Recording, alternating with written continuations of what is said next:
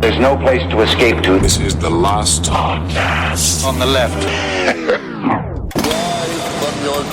That's when the cannibalism started. What was that?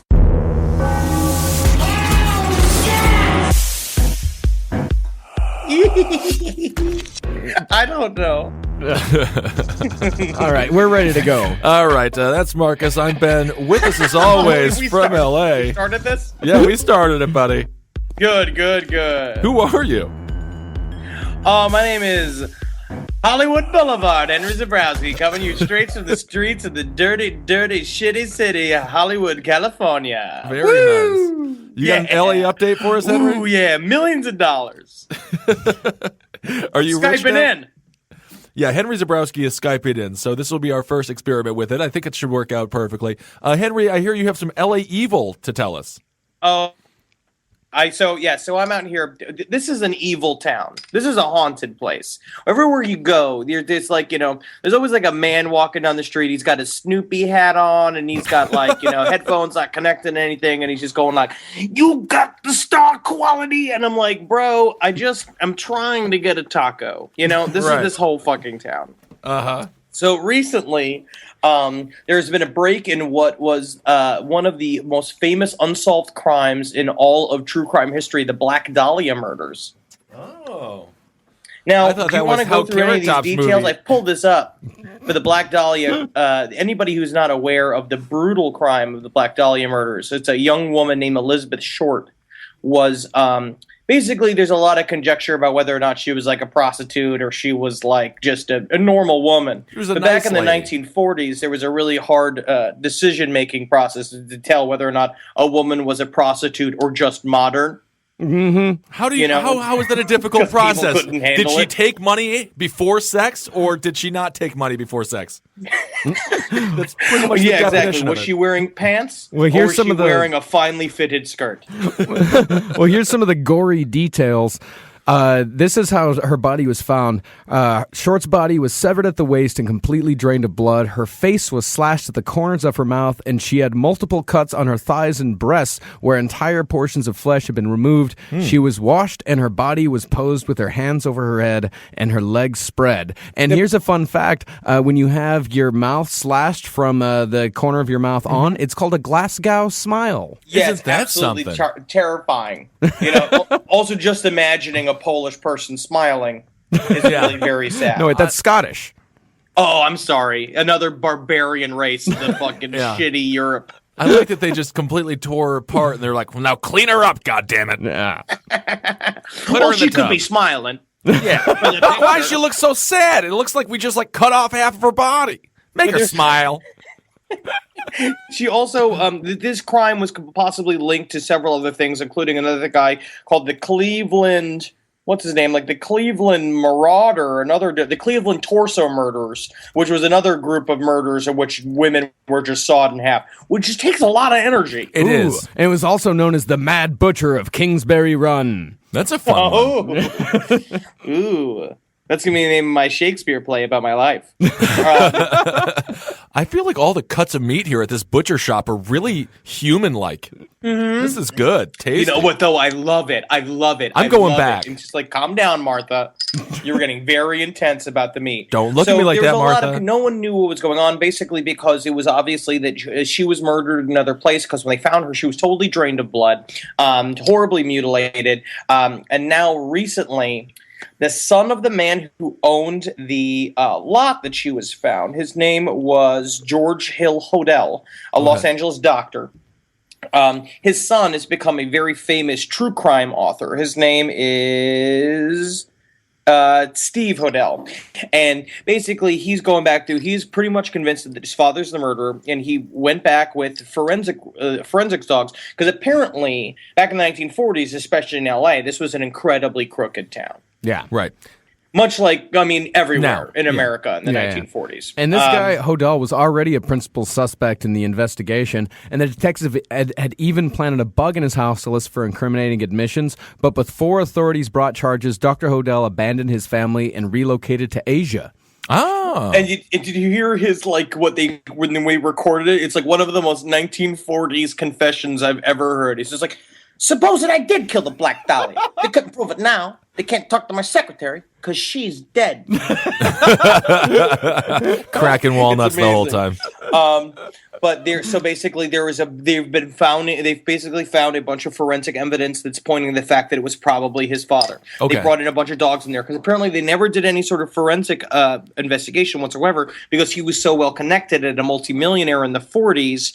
And, basically they totally slandered Elizabeth Short's name, saying she was a prostitute. Essentially, everyone kind of believing she deserved whatever she got. So there was not an extensive investigation. What's the some of the forensics there that they found out? Or that they used? I can't really find anything, but they're just saying that there were traces of Short's remains in his basement. Well, they're bringing. He died in 1999, and the son has been trying to get this going since then. And I mean, which is also just kind of baffling to me, the fact that it took I don't know why it's taking this long, but apparently now they're saying that it's pretty much definite that he is the fucking killer. Well, they're bringing corpse sniffing dogs into the house. That's they're looking for any kind of traces whatsoever. Apparently, these corpse sniffing dogs can pick something up. 60 years later. You know how scary that would be if you're an elderly lady, but you're still alive, and the dog just goes up to you and starts sniffing around and then barks. All right, around her crotch. This pussy died 40 years ago. Like you. I wish all police weren't like this. Yeah. But in other LA news, there's also there's some belief that there are some missing confession tapes of Charles Manson, and he may be responsible for 20 more murders. Whoa! Who started up this in the rumor? numbers? They are up in the numbers. Who's saying that? These are just people saying that? Where's this thing? I just saw this thing. Where's this? I just had it out, and I feel like if he had any more murders under his belt, he would have spoken about them at this point. I mean, he's desperate for attention. He loves the camera. That's at least a couple of other interviews to get him out of solitary confinement if he confesses That's totally to 20 true. other kills. Yeah, I'm pretty certain that is bullshit. Yeah, same thing. Dead as lawyer. BTK. His dead lawyer, says family member, told him of other murders in tape. Oh, So, okay. So everybody involved with whoever had the proof is dead now. So it doesn't even really matter. Right. It's total nonsense. Well, let's continue on with some more total nonsense, Henry. You sent a great email out, and it was a very... What total nonsense? Hold on, let me close my window. The constant helicopters that hover above L.A. are fucking... Is it a drone? Look out. They're blowing people up now. They're blowing up American citizens, Henry. Get out of there. I think that there is a helicopter on my roof. Did it land? I don't know. It's Are there just ATF agents loud. breaking through your It's window? loud up here. Have we cracked something too big? Oh my god, they're fucking onto me, man. They're reptilians. So I've been sitting alone in my room quite a bit. So I've been going out. I haven't seen people. I'm trying to have a good time. You have not been Basically, going out. LA is a font of dumb shit. Yeah. But also some of the best magic, ghost, murder stuff on the face of the planet. Because everybody who is here is an absolutely total wacko. Right. In terms of, especially if you live out in the desert. Yeah. And so what I've discovered, I've been reading a lot about on this fantastic website called ghosttheory.com that I think everyone needs to check out. It does current paranormal news. Henry, I just have to ask my age-old question. Were you wearing pants? Never. All right. He does some Was I of his... wearing pants? Was I wearing socks is the question. Were you? No.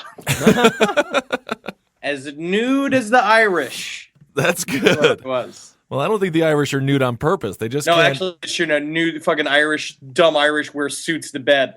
Because they're sort of... They go naked on to at work, each but they other. wear suits to bed? Oh, yeah. Because if not, they claw at each other like a bunch of monkeys, the dumb Irish. Uh-huh. All right, so let's get I'm back to having this. fun. Yeah. Yeah. And so I've been reading a lot about, new theories on the idea of what ghosts are. And I read this fascinating article that it started here, basically about an experiment that was done in, I believe, Philadelphia. Hold on, I'm just pulling it up again right now because I forgot to lift this up. Where basically a group of scientists and researchers got together and they purposely created a ghost. Now, Okay, was this before or after the circle jerk? Investigating deeper into this idea, are ghosts true personalities? Are they independent of where they're from? Are they independent of the people that they're haunting? And this is pointing towards this idea that ghosts are just manifestations of things going on inside of our brains. Okay. And then, so this was started by, what's this guy's name? Dr. Wilson Van Dessen? Yeah, I believe it's what is his name? It's some. It's yeah. It's- No, no, this is is this- are you the talking about normal the- one. This is Dr. Joel Witten. Joel Witten, yes. This is part of the Toronto Society So that they just, what is it? Psychical Research, huh? Psychical research. Yes. Okay. This is what I do here now. I'm just going to get It's deeper what you and do here, deeper too, into this so until don't- that every yeah. single person I meet thinks that I'm totally insane. But what they don't understand is that I have my finger on the pulse of what's really going on. I think that they were right the first time when they called you insane. So basically, let's start with this first story. Basically, these researchers got together and is it possible to create a ghost? So these are the type of familiar ghost experiences that you could say are that constitute familiar hauntings. You know, Some a researchers group of teenagers gathered around a Ouija board receives a mysterious messages from a person's spirit who claims to have died 40 years ago. And then, a paranormal society conducts a seance where they contact ghosts that communicates through table wrappings, right? Which, again, it would seem to be a lot of fakery and shankerism back in the day. Shankerism? I'm making up words. Okay. Yes. It's fine. It is fun. Yeah, so that was all a bunch of bullshit. So this group of researchers, some researchers They are got out there together trying and they basically they're saying let's purposely create a ghost and see what happens. So the first task was they wanted to create a fictional historical character that they could contact. They created a person named Philip Aylesford. All right. And Yes. so what they started Great name for a doing ghost. was they would put together a bio of this guy. And so I'll read you the bio of this character they created. Philip was an aristocratic Englishman living in the middle 1600s at the time of Oliver Cromwell. He had been a supporter of the king and was a Catholic. He was married to a beautiful but cold and frigid wife, Dorothea, which is a great name for a woman who doesn't fuck. Yeah, The daughter of absolutely. a neighboring nobleman. That's the whole bio? No. One day, when out riding on the boundaries of his estates, which is what aristocrats do, he came across a gypsy encampment. He saw there a beautiful, dark-eyed girl, raven-haired gypsy girl named Margot, and fell instantly in love with her because she smelled like a dog. What? Brought her back. Are you making that part up? secretly to live in the gatehouse near the stables of Diddington Manor. Diddington. Interesting. For some time, he kept his love nest secret, but eventually Dorothea, the woman with the frozen vagina, realizing he was keeping someone else there, found Margot, the dog woman, and accused her of witchcraft and stealing her husband. Philip was too scared of losing his reputation and his possessions to protest at the trial of Margot, and then the dog woman was convicted of witchcraft and burned at the stake. So the woman with the frozen vagina killed the dog woman out of jealousy for this Philip character. Yes, and absolutely. And then basically rounded out, and then they say that Philip was stricken with such remorse that he committed suicide in his house. And so so what Phil- they did was, Oh then no! they He sat cast there, himself they began He cast Yep. himself from the battlements in a fit of agony and remorse. Interesting. Which again only aristocrats can really feel. I mean- which is screaming through yards and yards of wool. But basically, so what they decided to do is they would set up these seance. They began formal sittings, and they would sit and they would fill out the bio of Philip. They would sit and they would talk to Philip and just say things about Philip's life, repeating all the stuff.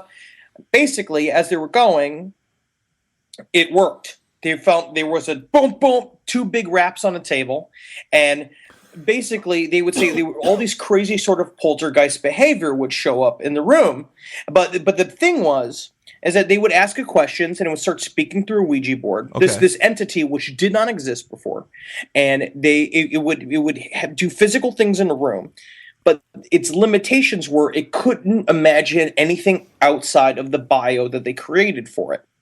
So they gave him a woman with a frozen vagina and a dog face girl. They could have thrown him in a nice pretty gal every now and again. Absolutely, yeah. You could have put a Jenny McCarthy in there. Oh my! Hollywood has changed you, my friend. Ooh. Jenny McCarthy. by the way- no, I'm just saying, just that's for me. Real quick off subject, have you seen any porn stars? Because I was there for a week. Remember that porn star we saw pumping gas? Yeah. Oh, yeah, so that's hot. right. Oh, my no, God. no, I haven't. Get out of your house. Put some pants on. I can't leave this house. You I can't leave can. this house because the helicopters, they follow me to the taco stand. All right, lunatic. So, if I am reading between the lines here correctly, Yeah. the only place you've been going since you came to LA is the taco stand. Like, listen.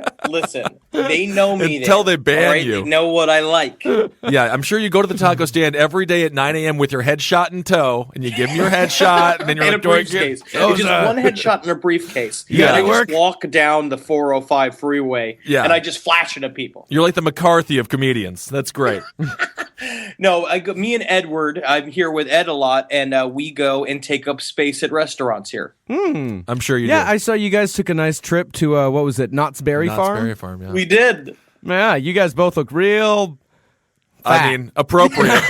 Yeah, you guys look perfect at Man, Knott's he's Berry gotten Farm. big. I know, hasn't he gotten fat? I was watching The Burn the other day, and I'm like, I so know TV thick adds now. 10 pounds, but it looks to add like an entire whale to him.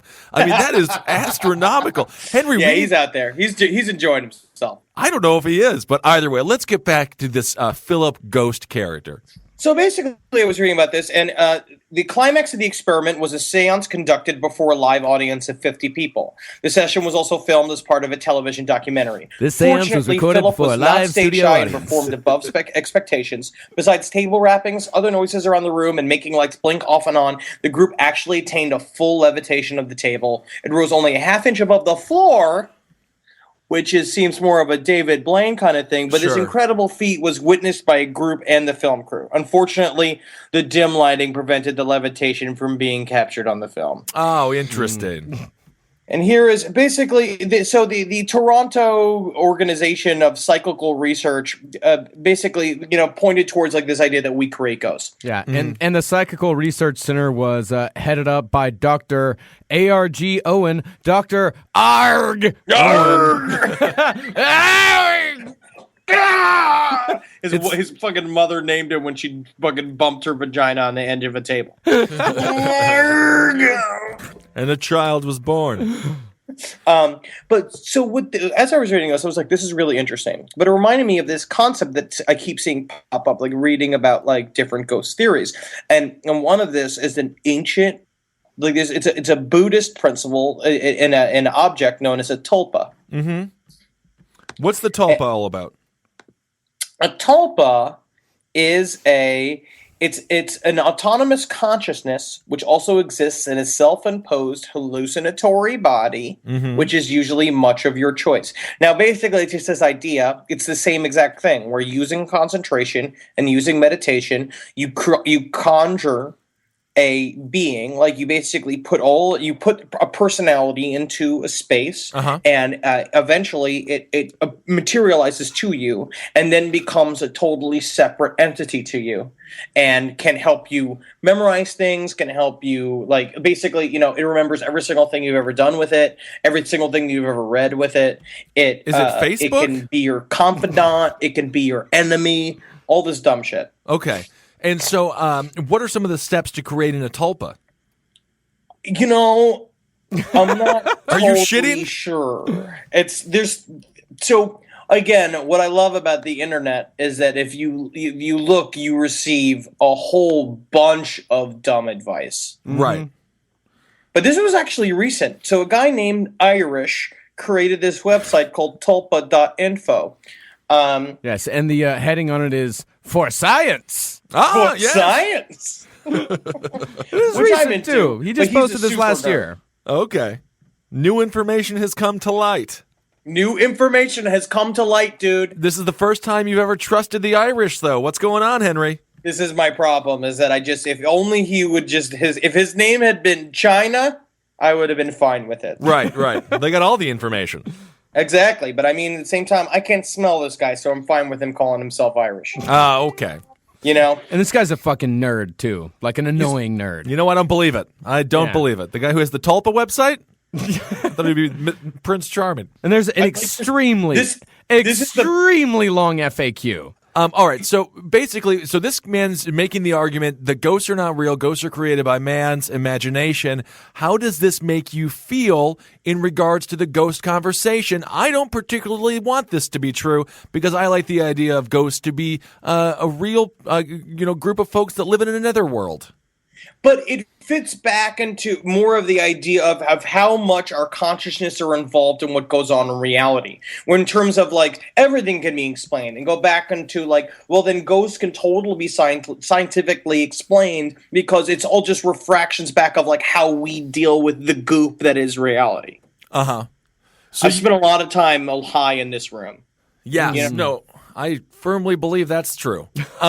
So how does this make you feel? Have you? Dude, this is my favorite example of Irish's ultimate nerdiness, because they put it on here instead of saying tulpas, they say Tulpae, Tulpae. Man, if you weren't going to read this, I was going to. Yeah, you want to read it? You read it. So he's got a gigantic FAQ, and there's a lot of information, a lot of questions. Can we just say it's you notice because he has like how frequently four are questions, but then he keeps saying in the form of a question, just refer to the fact, and then you realize, oh, it's because all it is fucking questions, because it all may be total fucking alone person bullshit. Yeah, and so the FAQ on general information, the third fucking question is, why are you putting a Latin plural on a Tibetan word? Nerd. Yeah. It's like, there are four main reasons for the Latin plural. And then you got one, because tulpas, tulpae, and whatnot sound kind of awkward. Two, because Tibetan words don't really correct suffixes for plurals. They more or less change the word in some cases. You still want knock the milk out of his hand.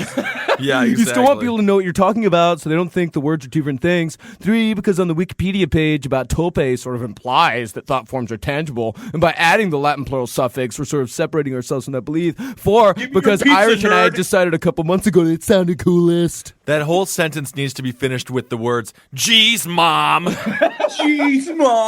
No, get out of here. Great. No, this is so basically what he says is, in order to do this, he has like a little setup, his guide of how he created his tulpa, which I can only imagine looks like a 14-year-old Asian girl. Okay. Anime? Because he doesn't describe what his tulpa looks like. I'm going to make my tulpa look like, I was thinking like, just a pair of floating boobs. No. That's a nice tulpa, yeah. Like, I like how that big? Like a normal sized pair of boobs, or like a 4 gigantic? foot across. 4 With foot Gilbert across. Gottfried's voice. Wow. Wow. What are you doing, Henry? That sounds like a terrifying tulpa. Yeah. I like it, though. That's what I'm going for. Good. So at the very beginning, he's just like, this is why he got into creating his own tulpa.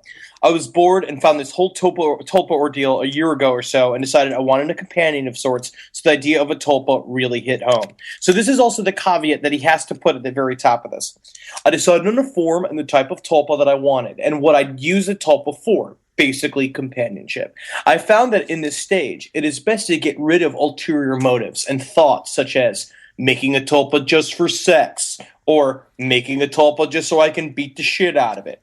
These are bad and counterproductive, and usually result in a tulpa that will try to hurt you mentally. Interesting. So again, I mean, all this is he's just talking about making an imaginary friend. Yeah, That's it. all this is. Yeah. but it's the idea of it's again this idea of self-hypnosis. Henry? Where if you create it to the point where it can totally, like, because you know how they say, like, people in solitary, you talk to your brain for a period of time and then it begins to talk to you back, much like I have been doing here. That's what I was going to ask you. How lonely are you right now on a scale of not talking to yourself to talking to yourself? LA is the equivalent of just being in a hibernation chamber. Yeah, it's a horrible place. You could go outside. It is a sprawling, wonderful place full of chicks with huge bosoms. Yeah, but I can't be boogie boarding all day. I can't be surfing my way to work. Don't bring you know? Swayze into this. We're not talking Point Break over here. No one's asking you to go to the ocean. Come on. It's cold in the ocean. I don't have my swimsuits with me. All I have is my black T-shirts with dead women on them. Ah, yes. Good. Maybe it's best you stay inside. Oh, you got to see my new White Zombie T-shirt. It's pretty sweet. I love it. I absolutely love it, and it gets the appropriate reaction here. So what he does is he comes up with this concept of a wonderland, where you create a land for your tulpa to live in, and basically you just fill it with thought, and you say things such as, like you tell it its history, you have it speak to you, blah blah blah, in your brain, and then he says after a while he started feeling a funny feeling in the back of his head towards the spine, and then that's when it starts showing up in front of you. Okay. You know, really going through this entire thing and reading it, you could replace the word tulpa with Furby, and it would make the same exact sense. So have you tried? Can my Furby work as an alarm clock? Again? I love it. Will my Can Furby can I kill me cut a / hole in harm my me? Furby and fuck it? Because that's what this is about. Will my Furby get jealous? Furbies do get jealous. The Furby all the things getting jealous, but it's very intense. So it's like, is it true? Is it not true? I don't know. Like, Well, I don't know if you're because there's also a big debate. It's like, are you just inspiring schizophrenia in yourself? Yeah, I think it's just imaginary friend time. Yeah, that's all it is. Have you got a stinging in the back of your head going into your spine? Have you tried this yet? Have you created a tulpa? No.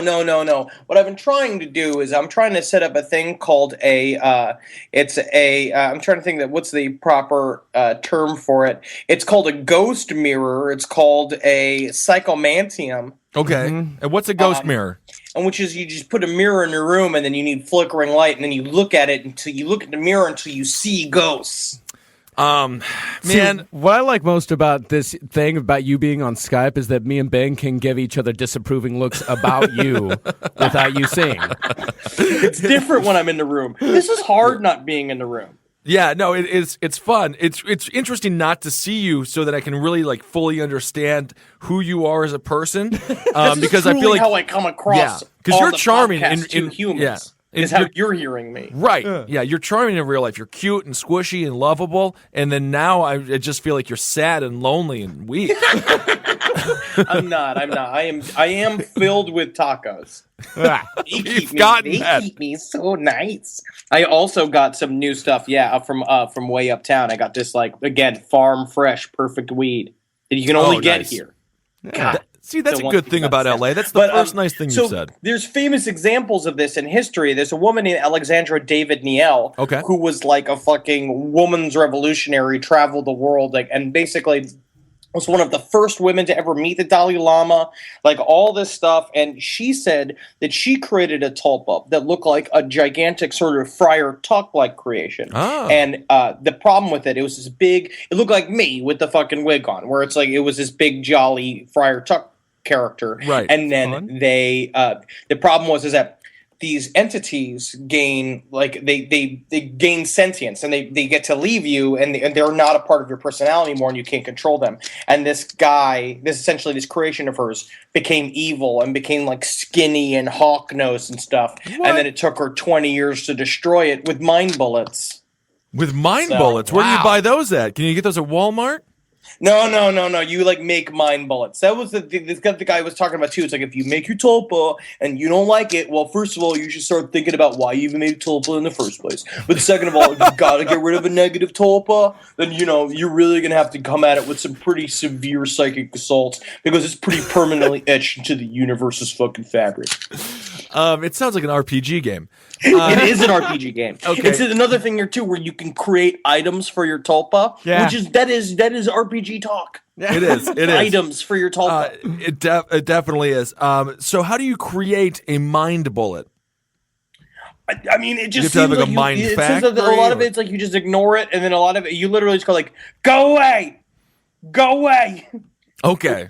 When you're in a new Well, place, the your new parents roommate, are having and you're dinner. sitting alone in your room, and you just hear like, "Go away, in the other room. Yeah. I'm certain that's pretty. It's So pretty it's just difficult. for so it's everyone just like around you. exorcism, where you just yell a bunch. Yeah. And that's a mind bullet. Yeah. The whole time your Get out of parents here! are You're stupid, Tulpa. your parents are eating dinner in the dining room very quietly, just wondering if you're ever going to have a girlfriend. What did we create? He's an odd boy. Because that's the other thing too. Is like a lot of these dudes also be like, "Can I make my Tulpa like animated, like a squirrel?" And it's like all this stuff, and he's just like, yes, you can, but you just have to be aware that, you're going to have to put a lot more energy into making it really fit into normal environment. But yes, you could definitely make an animated Tulpa if you wish. Fucking losers. And it's all definitely in the type of languages, if you wish. If you wish. I guess. not These what I would do. fucking guys. I love them. Yeah, they're Yeah. great. They're great guys. So have you tried to go to the mirror yet and create that? Do you have a mirror in your room right now, or are you going to go purchase one? No. I mean, I have a little mirror, but it's a little circus, like it's a little circus mirrory. I have this room in here. I think it's a little belt because I look a lot fatter in it than I should be. I have. I just do want to say, we've discussed what you have been doing in L.A. Knott's Berry Farm was mentioned, and I believe 4 trips to the taco stand. Yes, and so perhaps not wearing pants. Right. I had bone marrow last night, so it's different. You had bone marrow. It's the worst thing you could possibly eat. Oh my God, it's like God's mayonnaise. God put his perfect mayonnaise inside our bones. That's the meanest thing a human god could ever do. Putting mayonnaise inside the bones. Because that's where it's most delicious. You gotta crack the buns. What animal do you get that out of? Oh, I think I had it. That was out of cow, but you can get it out of any animal with big, thick bones. Anything. You can't really do it with chickens. I think you can suck on chicken bones until they turn into liquid. Oh, but okay. That's like a desert thing. That's like an African thing. Oh, okay. Now this is different here. It's like we choose the biggest, thickest bone and we snap it in half, and then you just scoop all the stuff out of it, and they put a bunch of chimichurri sauce on it. So it was really spicy. Well, speaking of food and Los Angeles and ghosts and dead people, Henry, why don't you tell us the story? You're living with a roommate who pickles everything. I have to do this. And he pickles everything. We'll and recently, we will cover this. Can you tell the story today, or you want to tell it later? Later. You want to tell it later? Right. Mm-hmm. We'll save the pickle story. But we're talking about the tulpas, of course, and it could be argued that if this bullshit is real, then, I'm assuming that the roommate is probably in the kitchen right now. Oh, interesting. Yes. You know, the thing is, Henry, he is definitely more creeped out by you. Always remember that. Yeah, it's just really weird. He just brings his mirror into his bedroom and I was flickers actually his lights. sitting here yesterday. I was thinking about everyone who lives with me must be terrified of me. Yes. Mm-hmm. Mm-hmm. You nailed it. Anyway, get back to the tulpas. To the tulpas is that if all of this presupposing if this bullshit has any kind of truth to it whatsoever, then of course it has to do with some sort of energy that you're projecting out into the universe. Sure. That a lot of people say that ghosts are merely leftover energies from our brains. Energy can neither be created nor destroyed. So therefore, when some people die in particularly fucked up ways, that energy is burst out into the universe in concentrated forms, which become ghosts that haunt people. Sure, and I think that's incredibly valid, and I think that in the end it does sort of tie into all of this, and just this idea that we affect our environment by just having consciousness. No, I see that, but with the energy situation, then that goes against what he's talking about with the tulpa, where it's created by yourself. Isn't it when you die, your energy goes out? That's the purposeful creation of a ghost. That just shows that if it actually can happen, if you can create an autonomous personality with just your own brain, is that you can manipulate reality with just your will. So he's not arguing another existence of ghosts, which just happened naturally. Yes. So he thinks that they both exist. But he thinks he can create them as well. Oh, no, this is all coming from me now. Oh, this is all you. This is you. Yeah. You're the nerd I need to discuss this with. Okay. Yeah, so a lot of people say that ghosts are negative energies that come from us. Tulpas, that's a positive energy because you're creating something you're creating a buddy. Unless it looks like Friar Tuck. Unless it looks well, that's still positive. Well, no, because then it loses weight and it gets a beak for a nose. That's what that woman's story was. I think you should just go ahead and make a little girl, like Japanese girl with long black hair and like no face. Yeah. Just so you can get Guaranteed to past die. the scary part. Yeah. Just setting the bar low, aren't you? Yeah, definitely. So this comes from healinghauntedhouses.com. So let's go over right now negative energetic imprints. Ooh, let's start with thought form energy, which ties into the tulpas. Okay. This is negative. Pew, pew. Pew, pew, pew. That's what I do when I make my thought form energy. Yes. I just sit alone in the room and go pew pew pew pew pew pew pew. You're adorable. In situations where a person holds strong, emotionally charged thoughts or even beliefs and hold them for a long period of time, they can create a separate energetic form called a negative thought form energy. This energetic form, which can attach to people and things, is sustained and magnified by the originator's own energy, and besides drawing upon their energetic resources, it can affect the energy field of the person who created the thought form of the energy field of their environment in a negative way. So, What this is saying is that people can create involuntarily negative tulpas. Okay. Oh, definitely. Yeah, the people It's like can- Kathy at work, who's always fucking up the schedule. You're doing it. Yeah.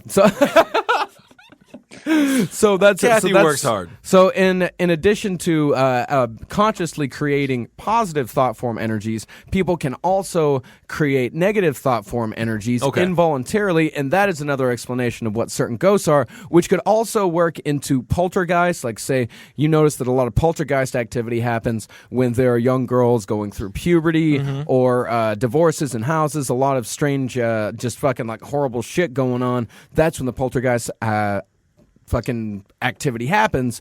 So it could be argued that poltergeist could be negative tulpas.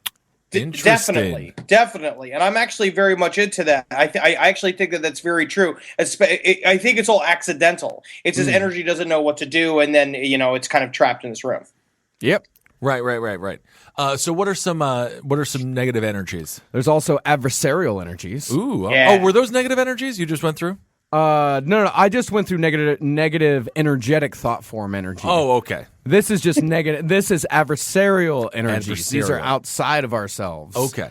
These So, negative. yeah, these are things. So where do they say this stuff comes from? Is this sort of more of the idea that it's like interdimensional? Yeah, this is the idea that all energy comes from one place. They don't call it God, but it is essentially God. Okay. That all energies come from one place, and that there's no evil or good energy. It's more of a positive and negative energy, and energy can be manipulated throughout by human consciousness. Okay. That all Yes. this, that's how it's manipulated. So adversarial energies. They create adversity in our lives by magnifying or energizing our negative thoughts, beliefs, emotions, and as a result of our actions, some adversarial energies attach to and amplify the negative feelings of ghosts and earthbound spirits.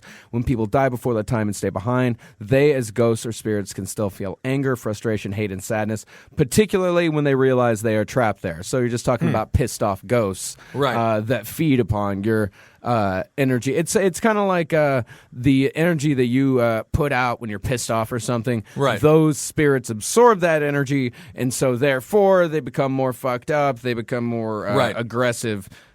Yes. Yeah, You- that's you like this. feed the That's like your beast. friend Mindy trying to explain to you why you're still single. Right. Oh, did you fucking put it out there? But it's also what the research center was also talking about when they created the Philip entity. Is that they actually don't know. That's the big question left behind. Is like, are we actually? There is room for. Or do we make these things, or when we give them credence, when we give them attention, do we allow that? Do we allow spirits that otherwise exist to take form? Right. Yeah, and they also argue that curses are negative thought form energy. Oh yeah, absolutely. Yeah. Every single time, I just tell an old bitch on the street to go fuck herself. That's what I'm doing. I'm fucking throwing ghosts at her. Yeah. I mean, it's very possible that old bitch will be an old witch, though, and she can curse you. It's very dangerous. It's a risky maneuver, Henry. But on the other hand, I guess that's why homeless people always scream about how they're throwing ghosts at people. That's what they're doing. Mind bullets, my friend. yes, but curses are a two-way street since Think it about happens at the expense of the one who creates the curse, since they have to feed it energetically to keep it alive. It's like when you use a special move in a lot of those old video games. Yes, You where it take hurts your you energy at the bar same down. time. Yeah. But that's the reason why I wear my safety hat every time I go out and do curses in the neighborhood. Have you ever thought that a homeless man that you passed on the street wasn't not you? I feel like What are it's you a very. talking about? I I think- just walk around. I have this In-N-Out bag on my head, and I walk around and I tell various store owners how I'm going to throw ghosts at them unless they give me coupons. Okay, and how many coupons do you currently have? 2 coupons. Not bad. Is one from the taco stand? Absolutely, because the thing is, what it comes down to is that you can get a lot in this town just by yelling alone, because they're not Right. really used to people yelling at them. Yeah, that's true. So if you just walk in a place like, you gotta get it, and then they normally give you stuff just to have you leave.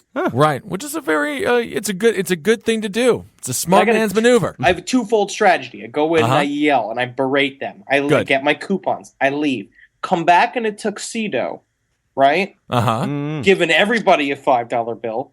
Tell them, I'm sorry for my rash actions, but I wanted to see if they're good people, but now I'm willing to spend my millions of dollars here at their establishment.